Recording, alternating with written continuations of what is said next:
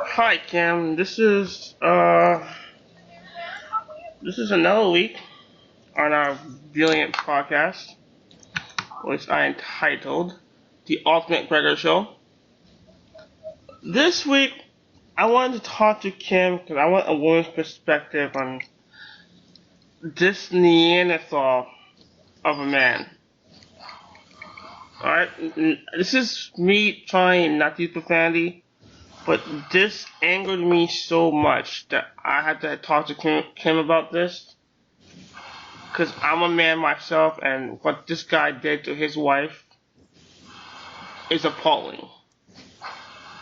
Now, Kim, I know you're in Colombia, so you don't get news about American football that much.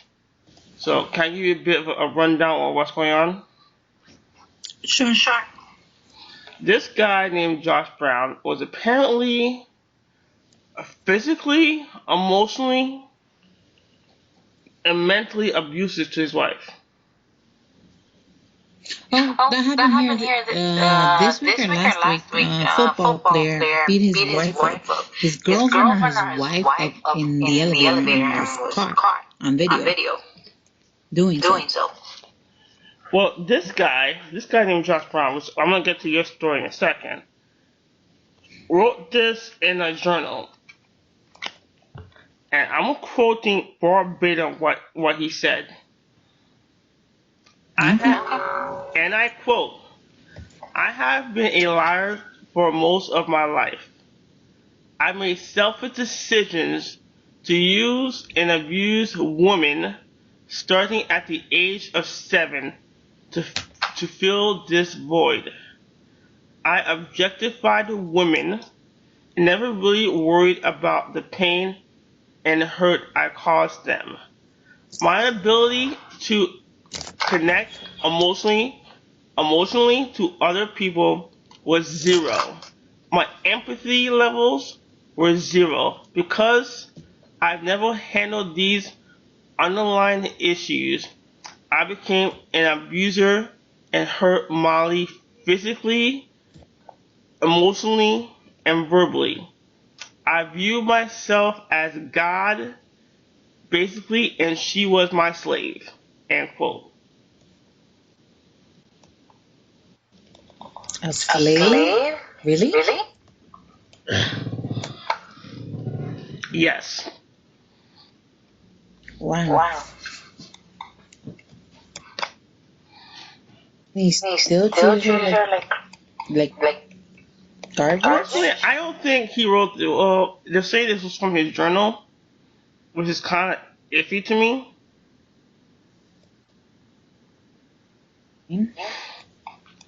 Because isn't there a kind of a guidelines about doctor-patient privilege? Yeah, of course. For that to be put out in public for everybody. Kind of Exactly. weird. Someone's getting sued because his partner. First off, what he did to his wife and stepkids is horribly wrong, hands down, without a doubt. But at the same token, someone's liable for putting this out there.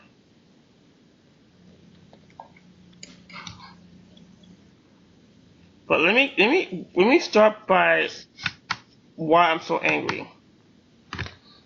First, Ray Rice, who knocked out his then girlfriend, now wife, in the elevator. Then Anderson Peterson, a year later, beats up his son with a switch, which the switch at some point hit the son in the testicles. Now, this white dude beats up his wife verbally, physically, emotionally. Even at some point, and let me quote this, "I controlled her by making her feel less human than me and manipulating her with money." So, am I wrong to assume That he treated her less than a whore.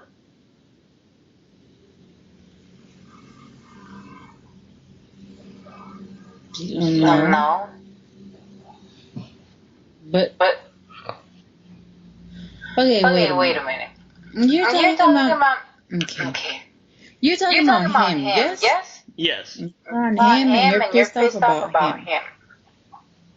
Now, how long has this been going on? Apparently 7 years. It's not that stupid, Greg. What do you mean? I mean, okay, there's a fine line, or at least I think there's a fine line between love and hurt. No? Yeah. Okay, so if he said it himself, he bought her off with money. So basically, she's thinking, or she accepted it.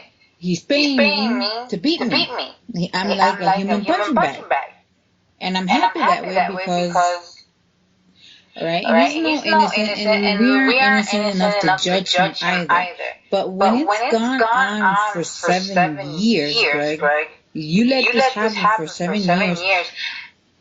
You can't tell me for 7 years I loved him. Or would you stay in an abusive relationship for 7 years? I see a point, but at the same time, Kim, you have to understand the mental mindset of abuse. Yeah, but there's a point. I believe there's a breaking point for everybody. I understand what you're saying, the mental mind. If he doesn't hit me or beat me, he doesn't love me. You get to that understanding. But there's a point where I did something right, and he still hit me because he felt like it. No, well, you gotta understand what he said. I view myself as God, and basically she was my slave. There was no love in this. He treated her as if she was a slave. Well, then it wasn't him, but apparently either she was in love with him or she was in love with the money, and she was prepared to take. I don't know. There's still women out there. I have no idea. So you're saying, hold on, I'm gonna get this. Are you apparently saying that it's the victim's fault she got abused? No, not at all. There's several points of view to that story. Because first of all, you have to analyze. First thing first. We've been together for 7 years, and this abuse has been going on for 7 years. And like he said, he viewed himself as a god, and she was a slave. Yes? Mm-hmm. Okay. 7 years of abuse is a little bit much, don't you think? Yeah, if you're brainwashed into thinking that this is the norm.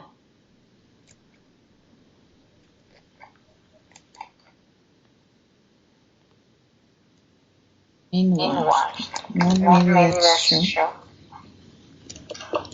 If you hit someone enough, it's constantly on TV.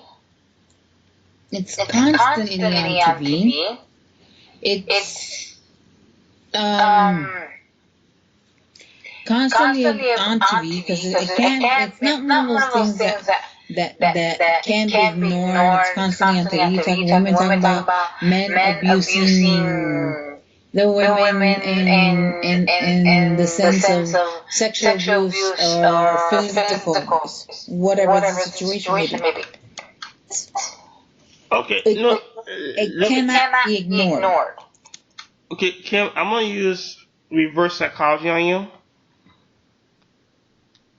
What if I was doing the same thing he did to his wife to you? When would you have realized the breaking point? And for the record, I would never do this to you.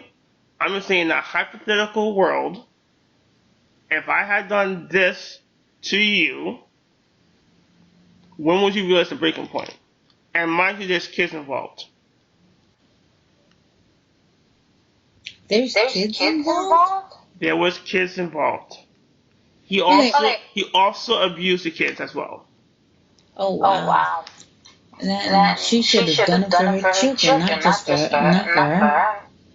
But then again, the women, there are also women that say, if I don't leave this man, if I leave this man, I'm not gonna get the financial stability anymore. So they're thinking about the money. I'm staying for my children.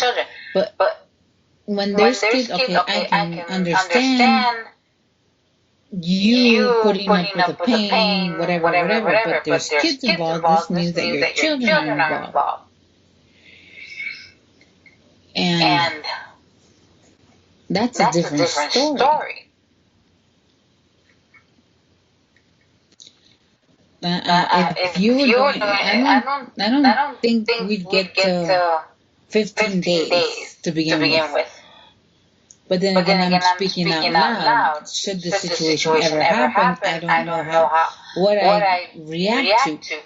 Ever heard the story of Lorena Bobbitt? No. Okay, Lorena Bobbitt was the chick who chopped up her husband's penis. I believe she ran over it too, if I'm not mistaken. No, she threw it out in the field, or on a field somewhere. She was tired of her husband abusing her. Did she want to talk about breaking point? Yeah, I hear your point, but I mean, it's... And it wasn't the first time. And she just got tired. Because there's abuse, and then there's... You let the abuse happen, then you let, what is the other thing that happens? He's being unfaithful to you, doing whatever he wants just to please himself. It's not enough for just you, basically.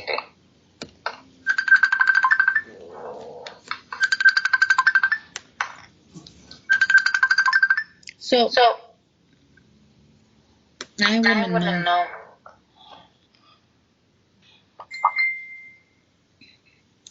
I don't know. How would I deal with that? I don't think.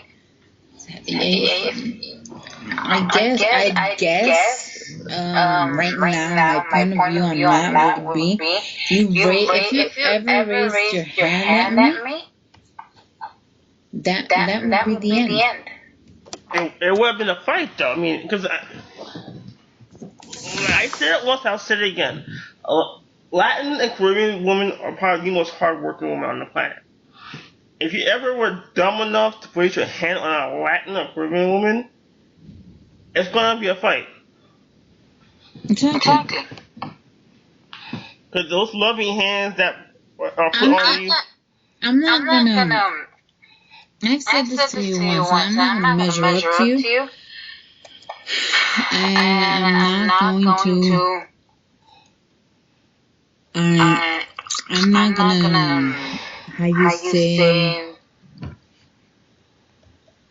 I'm not comparing myself to you. But I'm neither gonna let you abuse me. Especially when their children's involved. And I don't think Latin women do that or let that be done to them simply because they can do it on their own. There are women who can't, who don't think that they can hold their own, basically. Kim, we'll come right back so we can do part 2. No. Okay.